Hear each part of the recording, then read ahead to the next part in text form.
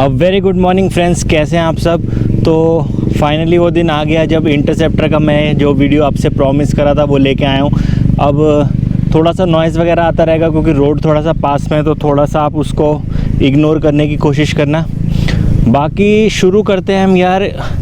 ये जो लद्दाख ट्रिप की प्लानिंग थी, इससे शुरू करता हूँ। ये जो प्लानिंग थी ये शुरू हुई थी मेरी लास्ट ईयर जब मैं अटल टनल की राइड पे गया था। आपने अगर मेरा लास्ट ईयर वाले वीडियोस देखे हुए तो आपको शायद पता चलेगा कि मैं KTM एडवेंचर 390 चला रहा था उस टाइम पे, और मैं उसको अटल टनल तक ले गया था और उससे आगे थोड़ा सा जिंगजिंग बार है, हम वहाँ तक गए थे और फिर हम लोग वापस आ गए थे क्योंकि हमारी पूरी तैयारी नहीं थी। हम लोग लद्दाख के प्रिपरेशन से नहीं गए थे, हम सिर्फ जस्ट अटल टनल को एक्सप्लोर करने गए थे कि नया टनल बनाया, देखते हैं चल के कैसा है। तो मनाली हम लोग 3 दिन का ट्रिप था हमारा, 3 या 4 दिन का। मनाली से अटल टनल गए, थोड़ा सा आगे गए, वहाँ से हम लोग वापस आ गए। मगर वो दिल में एक बात रह जाती है ना कि हाँ यार लद्दाख करके आना था, तो वो रह गया। तो फिर हमारे कुछ चीज़ें चेंज होती रहीं, तो उसके चलते KTM एडवेंचर 390 मैंने सेल आउट कर दी नवंबर 2020 में।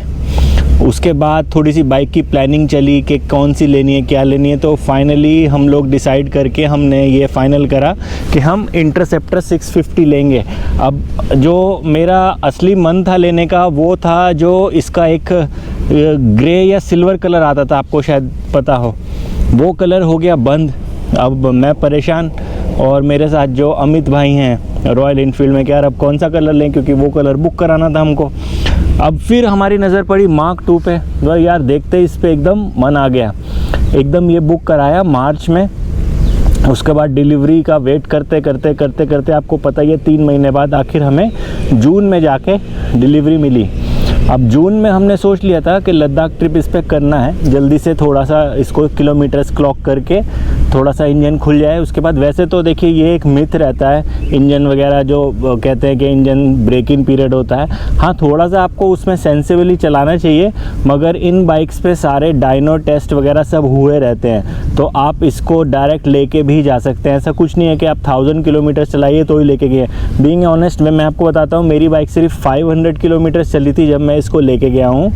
500 पे मैंने फर्स्ट सर्विस करवाई और मैं इसको लद्दाख अभी ट्रिप पे लेके गया हूँ। तो जब हम ये ट्रिप शुरू कर रहे थे तो उस टाइम सबसे पहला सवाल यही था, आई एम सॉरी साइलेंट पे कर देता हूँ फ़ोन को वरना फ़ोन बजता रहेगा। तो सॉरी, तो लद्दाख ट्रिप जैसे हम लोग प्लान करते हैं, सबसे पहले यार बाइक तैयार करानी है, बाइक तैयार करानी है। अब बाइक में जो बेसिक चीज़ें मैं आपको बता दूं, सबसे पहले मेरे को सबसे ज़्यादा डर तो जहाँ वो था आपका पंचर से, और ये मेरे ख्याल से फेवरेट क्वेश्चन है सब लोगों का कि पंचर से कैसे मैंने डील करा। तो जैसे कि आपको पता है कि अपनी राइड प्रिपरेशन के दौरान मैं बाइकॉलिक स्टोर गया था, तो वहाँ अपने फ्रेंड हैं 2, अंकुर एंड रचित, और बहुत ही एक्सपीरियंस राइडर्स हैं और काफ़ी अच्छी एडवाइस देते हैं। और दोनों के पास इंटरसेप्टर 650 है। हालांकि अंकुर ने अभी इंटरसेप्टर 650 सेल आउट करके वर्सेस 650 ले ली है। तो दोनों की जो इंटरसेप्टर है उनमें उन्होंने फार्मूला X डाल के रखा था, और दोनों की bike approximately 10,000 kilometres approximately clock कर चुकी है without even a single puncture.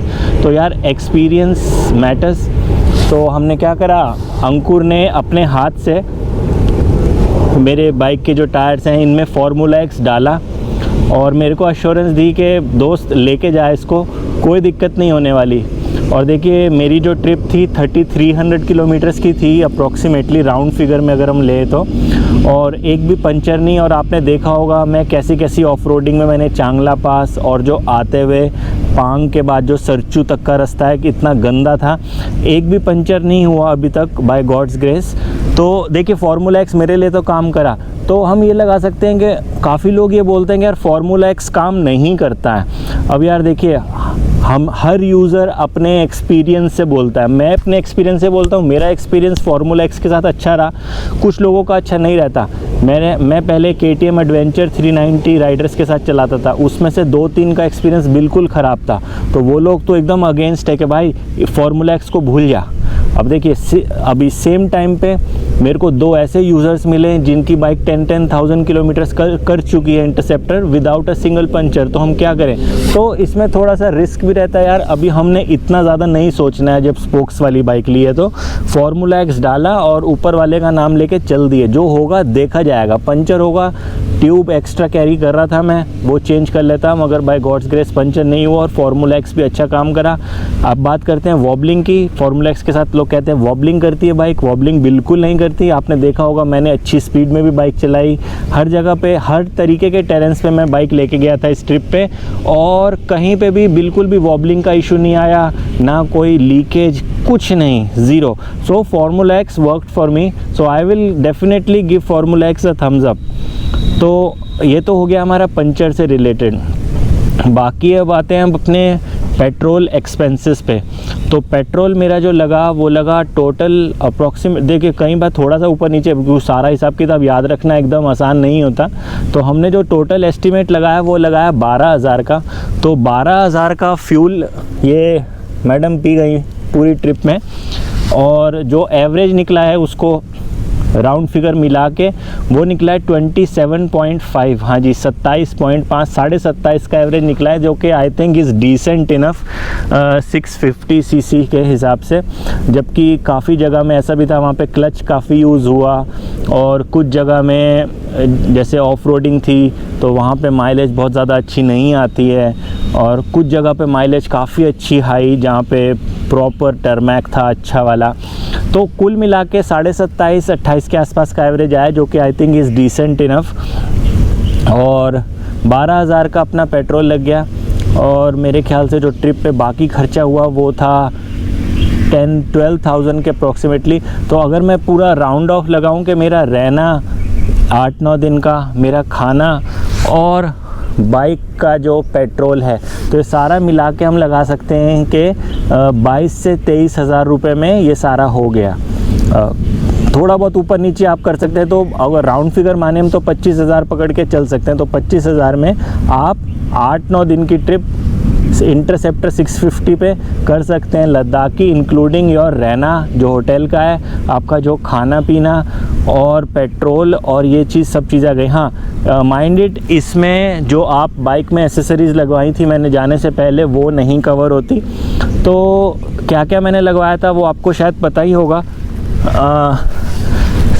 मैंने बहुत ज़्यादा कुछ नहीं कराया था इसमें। एक तो मुझे सीटिंग की प्रॉब्लम थी, तो मैं करोल बाग गया था, वहाँ पे आपको शायद पता होगा, आप दिल्ली NCR से खजांची है एक सीट वाले, तो उनसे मैंने सीट में थोड़ी सी मॉडिफिकेशन कराई थी। जनरली मैंने क्या करा, इसमें थोड़ा सा फोम ऐड कराया था तो कि थोड़ा एक्स्ट्रा कंफर्ट दे सके, and it worked very good for me. तो कोई दिक्कत नहीं हुई मुझे उससे, बहुत अच्छा काम करा वो। उसके बाद मैंने फॉग लैम्प्स लगवाई थी HJG 60 वाट्स, जो कि बहुत ही अच्छा कमाल करा। आपने शायद मेरे 2-3 नाइट क्लिप्स देखे होंगे वीडियोस में, उनमें आपने देखा होगा कि कितना अच्छा थ्रो था, और इसने मेरी बहुत हेल्प करी। क्योंकि जब फर्स्ट डे हम लोग लद्दाख पहुंचने वाले थे, मतलब वैसे तो वो ट्रिप का 3rd डे था, मगर जब लद्दाख पहुंचने वाले थे उस दिन रात को हमें अंधेरा हो गया था पहुंचते पहुंचते। तो बहुत ही अच्छा काम करा इसने कॉर्नर्स में, हिल्स में, और मुझे यार बहुत अच्छा सेटअप लगा। और ये भी मेरे को रेकमेंड अंकुर नहीं करा था, और बेस्ट प्राइस के लिए आप अंकुर से कांटेक्ट कर सकते हैं। मैं अंकुर का नंबर डिस्क्रिप्शन में डाल दूंगा, Bikeolic store. So most of the things that I have got for my trip I got it from Bikeolic, क्योंकि यार एक तो वो लोग एक्सपीरियंस राइडर्स हैं और मेरे दोस्त भी हैं, और अच्छी चीज़ ही रेकमेंड करेंगे। दोस्त कभी भी आपको गलत चीज़ नहीं रेकमेंड करेगा। So Ankur, thank you my friend, and Rachit sir, thank you. तो अब आते हैं लगेज पे। तो लगेज के लिए मैं अंकुर के पास एक ही दिन गया था, तो उसके बाद मैंने अंकुर से पूछा लगेज का क्या करूं। मेरे पास एक इन्विक्टस का टेल बैग है, जो मैं लास्ट ईयर अपनी ट्रिप पे KTM में लेके गया था। वो बैग पड़ता है छोटा, क्योंकि इस बार मेरे पास सामान था थोड़ा ज़्यादा और ट्रिप थी थोड़ी सी लंबी। तो मेरे को सैडल स्टेज नहीं लगाने थे, क्योंकि सैडल स्टेज यार मेरे को देखने में, टू बी ऑनेस्ट, देखिए सबकी अपनी अपनी अपनी पसंद है, ठीक है। तो मेरे को सैडल स्टेज इस बाइक में देखने में इतने अच्छे नहीं लगते। हाँ, आपकी अगर एडवेंचर टूरर बाइक है उसमें तो जो सैडल स्टेज है वो बहुत अच्छे दिखते हैं, मगर इसमें आई एम सॉरी, इसमें मेरे को सैडल स्टे लगाने का मन नहीं था, थोड़ा सा लुक इधर उधर ख़राब सा लगता। अब यार देखिए अपनी चॉइस है। तो हमने क्या करा, हाँ we opted for a claw bag. तो अंकुर ने मेरे को ये बताया कि यार ये क्लॉ बैग ले जा आँख बंद करके। वाटारा का हमने क्लॉ बैग लिया and that claw bag is such a awesome thing, I must say this. 62 litres capacity, water proof, और सबसे अच्छी चीज़ उसमें दोनों तरफ आप 5-5 लीटर के जेरी कैंस भी डाल सकते हैं। और यार मैं इतना सामान लेके गया था ना कि वो सारा सामान उसमें आ गया, और ज़रा सा भी बैग ना इधर हुआ ना उधर हुआ। टाइटनिंग की आपको कोई ऐसी दिक्कत नहीं है कि आपको एक्स्ट्रा बंजी कॉर्ड्स लेके जानी है। 3 या 4 स्ट्रैप्स हैं, उसमें पूरा बैग ऐसे टाइट होता है कि आप अगर उसको पकड़ के भी हिला देंगे ना तब भी नहीं हिलेगा।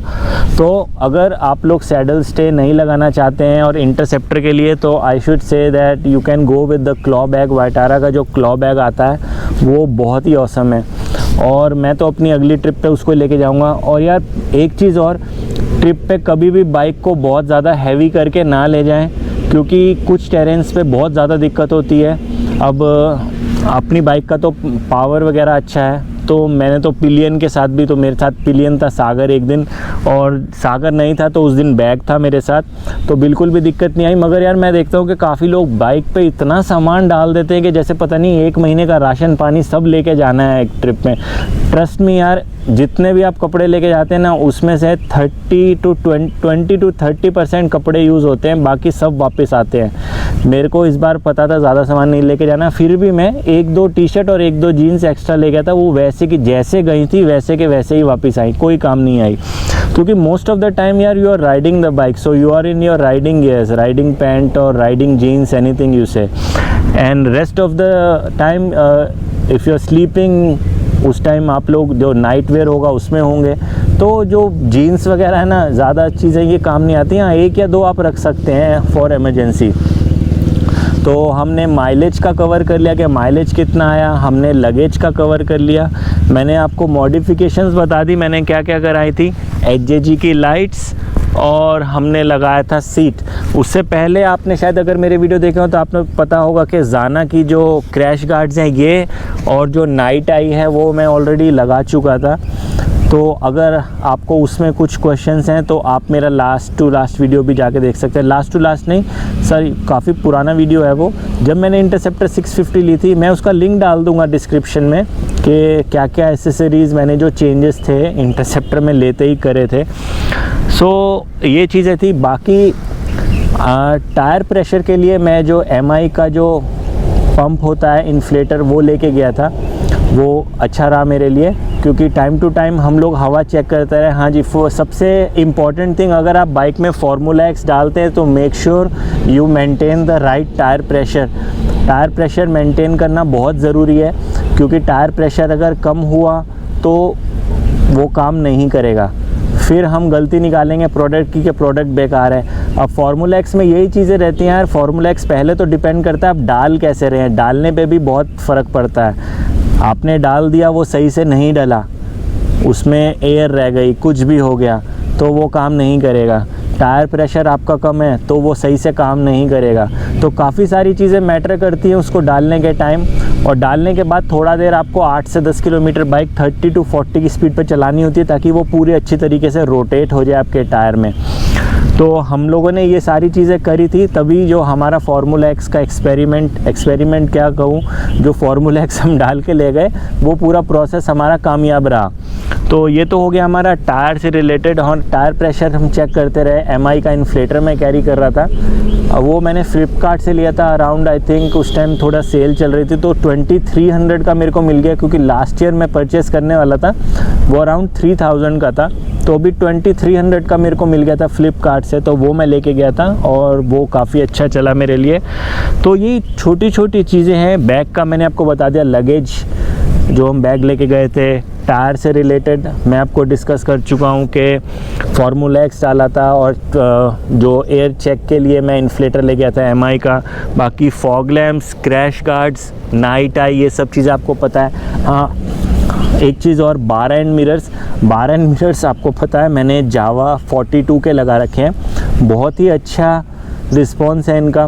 विजिबिलिटी 100% विजिबिलिटी है। ऐसा नहीं है कि बार एंड मिरर्स हैं तो आपको काफ़ी मतलब ज़ोर लगा के उसमें देखना पड़ेगा और ऐसा वैसा कुछ नहीं है।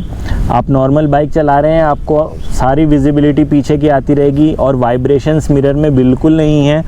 तो रॉयल इनफील्ड के मिरर्स यार टू बी ऑनेस्ट काफ़ी महंगे थे जो बार एंड थे, और उतना मैं उस टाइम में खर्चा करने के मूड में नहीं था। तो ये अराउंड आई थिंक 1650 का पेयर आया था रॉयल, ये जावा का, मैंने जावा के शोरूम से ले लिया था जाके गाज़ियाबाद से, और ये लगा है और अभी तक बहुत बढ़िया चल रहा है। विजिबिलिटी अच्छी है और देखने में भी यार अच्छे लगते हैं। हालांकि इनको हम टूरिंग मिरर्स नहीं बोल सकते क्योंकि टूरिंग के लिए जो नॉर्मल बाइक के साथ आते हैं वही चलते हैं, मगर फिर भी they did a good job. तो यही सारा था। अगर मेरे से कुछ छूट गया तो आप लोग कमेंट्स में मेरे से वापस पूछ सकते हैं। और बाकी राइडिंग गियर्स में यही वाली जैकेट अपनी लेके गया था, रॉयल इनफील्ड की जैकेट है ये, और इसके नीचे लाइनर था मेरे पास, ऊपर रेन जैकेट थी जो राइनॉक्स की आपने देखी होगी, मैंने चांगला पास वाले वीडियो में जो चेंज करी थी उससे काफ़ी हेल्प हुई, क्योंकि यार वो एज अ विंड शीटर भी एक्ट करती है। तो अगर आपको ज़्यादा हवा लग रही है, ठंड लग रही है, तो आप उसको डाल सकते हैं, तो वो हवा रुकेगी तो ऑटोमेटिकली ठंड भी रुक जाएगी। राइडिंग पैंट मेरे पास था, और राइडिंग बूट्स आपको पता ही है मैं ओराज़ो के डालता हूँ।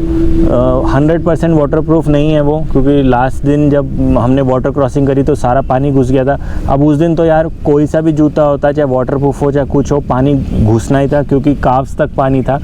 और उसके बाद मनाली जाके जूते सूखे थे। तो यही सारी चीज़ें हैं। HJC का हेलमेट यूज़ करता हूँ मैं, और बहुत ही अच्छा हेलमेट है, एकदम स्नग्ड रहता है, बिल्कुल भी ढीला नहीं होता। HJC के हेलमेट्स की यही खास बात रहती है कि यार आप इसको चाहे 10 साल चला लो चाहे 15 साल चला लो, ये बिल्कुल भी लूज़ नहीं होते। तो यही बेस्ट थिंग है। और हेलमेट आप जब भी परचेस करें मेक श्योर, क्योंकि मैंने यार काफ़ी बार देखा है जब लड़के हेलमेट ले रहे होते हैं वो कहते हैं हेलमेट टाइट है, मेरे को लूज़ दो। तो यार लूज़ हेलमेट कभी मत लीजिए, क्योंकि जितना टाइट आप हेलमेट लेंगे, अब ऐसा भी नहीं कि बिल्कुल ही आपके सिर में फंस भी ना, ज़बरदस्ती फंसा के उसको लें।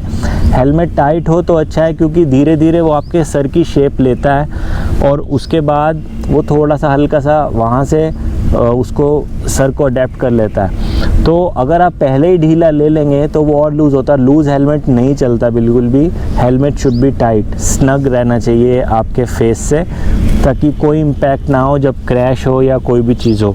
अपना ट्रिप काफ़ी अच्छा रहा। अब अकेले सोलो जब आप जाते हैं तो ड्रॉबैक तो नहीं बोलूँगा, मगर काफ़ी सारे चैलेंजेस होते हैं। आपको विल पावर अपनी स्ट्रॉन्ग रखनी पड़ती है, क्योंकि जो ट्रिप का फर्स्ट डे होता है वो बहुत इंपॉर्टेंट रहता है, फर्स्ट डे और जो लास्ट डे होता है। तो ये 2 दिन ऐसे होते हैं जो आपको तोड़ के रख देते हैं, स्पेशली द फर्स्ट डे, क्योंकि फर्स्ट डे में जो राइडिंग होती है वो सबसे ज़्यादा होती है। और फर्स्ट डे में ये होता है कि आपको पूरा प्लेन्स कवर करना होता है, गर्मी होती है, वेदर एकदम एक्सट्रीम रहता है। अगर जैसे सीज़न में भी मैं गया था तो गर्मी थी, और पहले दिन उधमपुर पहुंचा था मैं 700 किलोमीटर्स कवर करके। तो जब वो पहला दिन का एंड होता है तो ऑलमोस्ट आपकी हिम्मत जो होती है वो ख़त्म हो चुकी होती है कि यार अब कल मैं शुरू कैसे करूँगा। तो वहाँ पे विल पावर स्ट्रॉन्ग रखने की ज़रूरत है कि नहीं यार ट्रिप पे आया हूँ तो पूरी करके जानी है। तो यही मेरे साथ भी हुआ था। 700 किलोमीटर के बाद एक तरीके से मैंने गिव अप तो नहीं करा था, मगर कहीं मन में लग रहा था यार अकेला आके यार कुछ गलती तो नहीं करी, क्योंकि कोई साथ होता, बात करने वाला होता। और मैं आपको बताऊं मेन चीज़ जो है चेन क्लीनिंग और लूबिंग। चेन अभी तक अपनी हल्की सी वाइट ही पड़ी है। तो आपने देखा होगा जब मैं सोनमार्ग में रुका था तो सोनमार्ग में सुबह मैंने इसकी क्लीनिंग और लूबिंग करी थी टेक चेन वैक्स से। तो take chain wax is the best thing. Link मैं डिस्क्रिप्शन में दे दूँगा, और बाइकॉलिक स्टोर से आप कांटेक्ट कर सकते हैं अंकुर से। अंकुर का नंबर ऑलरेडी रहेगा वहाँ पे, तो ये सारी चीज़ें वो आपको प्रोवाइड करा देंगे। तो जो टेक चेन वैक्स था वो बेस्ट रहता है। और क्लीनर मेरे पास पहले से अपना मोटुल का पड़ा था तो मैंने वो यूज़ करा, और बाकी एज सच कोई मेरे को प्रॉब्लम नहीं आई। तो जिन जिन को भी ये कन्फ्यूजन है कि यार इंटरसेप्टर लें या ना लें, तो यार ले डालो, it's a best bike. Bike बहुत अच्छी है क्योंकि यार इस प्राइस रेंज में आपको इतनी पावर की बाइक नहीं मिलेगी और जिसका सर्विस कॉस्ट भी इतना कम है, जिसके स्पेयर पार्ट्स भी इतने कम है। सबसे अच्छी चीज़ है नेटवर्क।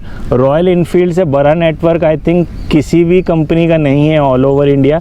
आप कहीं पे भी जाओ, आपको कुछ मिले ना मिले, आपको रॉयल इनफील्ड का सर्विस सेंटर ज़रूर मिलेगा। और यार आप हिमालयन की बात करते हैं, आप जब लद्दाख ट्रिप पे जाते हो ना, आपको 95% हिमालयन मिलेंगी। तो मेरे को भी एक बारी को लग रहा था यार हिमालयन क्यों ना ले ली मैंने, मगर नहीं यार, जो भी ले लिया अच्छा है, बहुत अच्छी चीज़ है। क्योंकि यार पावर में ये अच्छा है, जब आप हाईवे पे क्रूजिंग करते हैं ना, तब मज़ा बहुत आता है इसमें। ऐसा करते हैं, कोई भी क्वेश्चन हो आप DM कर सकते हैं मेरे को इंस्टाग्राम पे, इंस्टाग्राम की ID नीचे आ रही है। और लाइक शेयर सब्सक्राइब यार करते रहो, क्योंकि आप लोगों के सपोर्ट की मेरे को ज़रूरत है। तो मेन मैं आपको बताता हूँ, जो मेरा ट्रिप का खर्चा हुआ, ये अब मैं भी सैलरीड हूँ यार आप लोगों की तरह, मैं भी जॉब करता हूँ, I am a travel professional. तो अभी इतना ये नहीं होता कि आप बार बार ट्रिप कर रहे हैं, ट्रिप का सारा खर्चा आप सैलरी में से निकाल सकें, क्योंकि घर भी चलाना है, सब चीज़ें करनी है, क्योंकि I have a family to feed. तो क्या कर रहा था मैंने, जो भी मेरा एक्सपेंसेस था ट्रिप का, ये मैं लास्ट ईयर से सेव कर रहा था, हर सैलरी में से जैसे 2-3 हज़ार रुपये सेव करके रख लिया अलग से। तो ये था कि लास्ट ईयर जो भी लद्दाख की ट्रिप करनी है वो इसी पैसे से करेंगे, तो ऐसे काम आया। तो अकॉर्डिंगली आप लोग अपना बजट बना सकते हैं और अपनी सेविंग कर सकते हैं कि किस हिसाब से मेरे को एक्सपेंसेस लगाना है ट्रिप पे। तो मैंने अप्रोक्सीमेटली यही 30-35 हज़ार के आसपास जो भी सेव करा था, उसमें जो भी इसमें सामान था, फॉग लाइट्स और जो क्रैश गार्ड, ये सब डलवाया, और बाकी जो ट्रिप पे खर्चा करा, तो ये पैसा मैं काफ़ी टाइम, मतलब 8-9 महीने से जोड़ रहा था।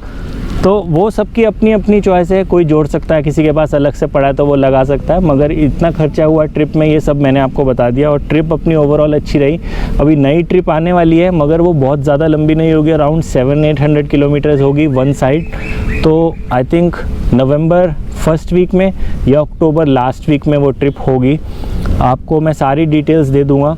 तो यार फिर से बोलता हूँ, अगर I have missed out on something, so please ask me in the comments और DM me on Instagram, I will be more than happy to assist you. तो मैं जो भी क्वेश्चंस होते हैं कमेंट्स में, मैं ज़्यादा से ज़्यादा कोशिश करता हूँ कि सारे कमेंट्स को रिप्लाई करूँ, मगर अगर 1-2 छूट जाते हैं तो यार दिल छोटा मत करना, आप दोबारा से पूछो, मेरे को DM करो और मैं सारी चीज़ों के रिप्लाई दे दूँगा।